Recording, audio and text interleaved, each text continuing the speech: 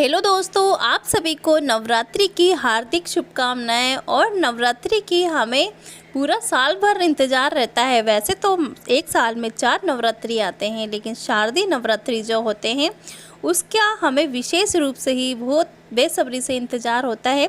तो आइए आज हम देखने वाले हैं कि हमें नवरात्रि से पहले कौन कौन सी चीज़ें घर से निकाल फेंकनी है।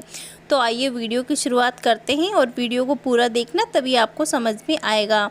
और वीडियो अच्छा लगे तो प्लीज़ वीडियो को लाइक ज़रूर करना और चैनल को सब्सक्राइब भी ज़रूर कर देना। तो आइए देख लेते हैं पहले टिप्स जो कि हमें नवरात्रि आने से पहले घर से बाहर निकाल देनी चाहिए। दीवार पर टंगी घड़ी तो हम सभी के घर में होती है। घड़ी समय बताने का काम करती है, लेकिन घड़ी समय के साथ साथ और भी कई संकेत देती है। वास्तु में घड़ी से जुड़े कई नियम बताए गए हैं। अगर घड़ी का गलत इस्तेमाल किया जाए तो ये नुकसान की वजह भी बन सकती है। कहा जाता है कि हमारा जीवन समय के साथ जुड़ा हुआ है, इसलिए घड़ी हमारे जीवन में बहुत महत्व रखती है। वास्तुशास्त्र के अनुसार यदि घर में कोई बंद घड़ी है या काम नहीं कर रही है तो वह घर भी निर्जीव हो जाता है। वहाँ पर हमेशा बीमारी का वास रहता है और धन की कमी भी रहती है। इसलिए घर के अंदर कभी भी बंद घड़ी नहीं रखनी चाहिए। अगर आपके घर में भी बंद घड़ी है तो उसको ठीक करवा लीजिए, नहीं तो आप अगर घड़ी खराब भी हो गई है तो उसको नवरात्रि आने से पहले जल्द से जल्द बाहर निकाल फेंकिए।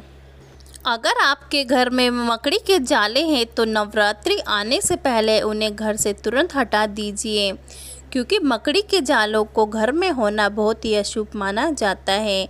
जिस घर में मकड़ी के जाले होते हैं वहाँ उस घर में कभी भी खुशियाँ नहीं आती है। अगर आप माता रानी को नवरात्र में बुलाना चाहते हैं तो जल्द से जल्द अपने घर से मकड़ी के जाले हटा दीजिए।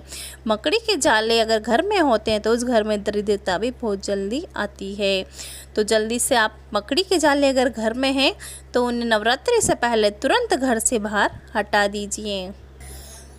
नवरात्रि के इन 9 दिनों में मंदिर, घरों और भव्य पंडालों में कलश स्थापना की जाएगी और माता रानी की उपासना की जाएगी।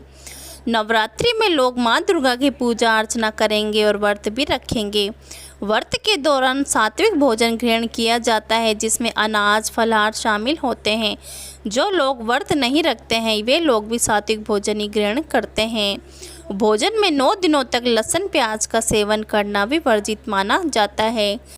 वैसे तो हिंदू धर्म में कई मान्यताएं हैं, लेकिन जब बात नवरात्रि में प्याज और लहसुन खाने की आती है तो सभी लोग अच्छे से इस नियम का पालन करते हैं। हिंदू पुराण के मुताबिक पूजा पाठ या फिर किसी भी व्रत के दौरान लहसुन और प्याज का ना ही उपयोग करना चाहिए और ना ही इससे बने भोजन का सेवन करना चाहिए। तो अगर आपके घर में नवरात्रि से पहले अगर लहसुन प्याज घर में रखा हुआ है तो नवरात्रि आने से पहले घर से लहसुन प्याज भी निकाल दीजिए। तो आइए देख लेते हैं कि हमें नवरात्रि आने से पहले कौन सी अगली चीज़ है जो कि हमें घर से निकाल देनी चाहिए।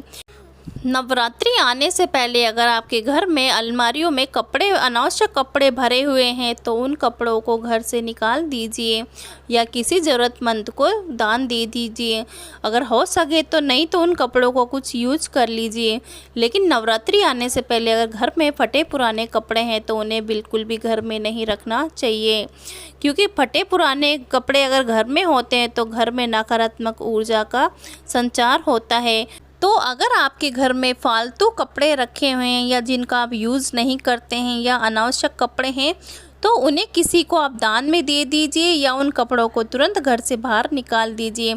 अगर आप माता रानी को नवरात्रि में घर पर लेकर आ रहे हैं तो आपको इन चीज़ों का ध्यान भी अवश्य रखना चाहिए। तो आइए देख लेते हैं कि अगली चीज़ क्या है। अगली चीज़ है, अगर आपके घर में टूटे फूटे जूते चप्पल हैं तो उन्हें भी नवरात्रि आने से पहले घर से बाहर निकाल दीजिए, क्योंकि जो टूटे फूटे जूते चप्पल होते हैं वो भी हमारे घर में नकारात्मक ऊर्जा का संचार करते हैं। टूटे हुए जूते चप्पल को दरिद्रता की निशानी माना जाता है, साथ ही घर में धन के आगमन को भी बाधित करती है। परिवार के मुखिया को तो टूटी चप्पल कभी भी नहीं पहननी चाहिए। अगर आपके घर में भी टूटी चप्पल है तो घर से तुरंत बाहर निकाल फेंकिए। तो आइए देख लेते हैं नेक्स्ट चीज़ कौन सी है। कुछ घरों में बर्तन चटकने के बावजूद लोग उनका प्रयोग करते रहते हैं, उनमें खाना भी खा लेते हैं। वास्तु में चटके बर्तन में खाने की मनाही है। अगर आपके घर में भी कोई ऐसा बर्तन है जो टूटे फूटे हैं या गंदे बर्तन हो गए हैं तो उन्हें आप घर से तुरंत बाहर निकाल दीजिए, क्योंकि नवरात्रि में ऐसा होता है कि जिन घरों में ये चीज़ें होती हैं उन घर में माता अम्बे कभी भी निवास नहीं करती है। तो अगर आपके घर में भी अगर टूटे फूटे या पुराने बर्तन हैं या कोई भी अनावश्यक चीज़ है तो नवरात्रि आने से पहले आप उन सभी बर्तनों को घर से बाहर निकाल दीजिए। अगर घर में टूटे फूटे बर्तन होते हैं तो ये घर में नकारात्मक ऊर्जा पैदा करते हैं और घर में कभी भी माता लक्ष्मी प्रवेश नहीं करती है और घर में बीमारियां ही बनी रहती हैं। अगर आपके घर में भी टूटे फूटे कोई भी बर्तन या कोई कबाड़ है तो माता रानी के आने से पहले, नवरात्रि आने से पहले उन्हें घर से बाहर निकाल दीजिए और फिर देखिए घर एकदम साफ़ सुथरा रहेगा। तो माता रानी हमारे घर में कितने अच्छे से प्रवेश करती है और माता रानी हमारी समस्त मनोकामनाएँ भी जल्द पूरी कर देती है। तो आज की वीडियो में सिर्फ इतना ही था। अगर मेरी वीडियो में आपको कोई भी बात अच्छी लगी हो तो वीडियो को लाइक ज़रूर करना और चैनल पर नहीं हो तो चैनल को सब्सक्राइब भी ज़रूर करना।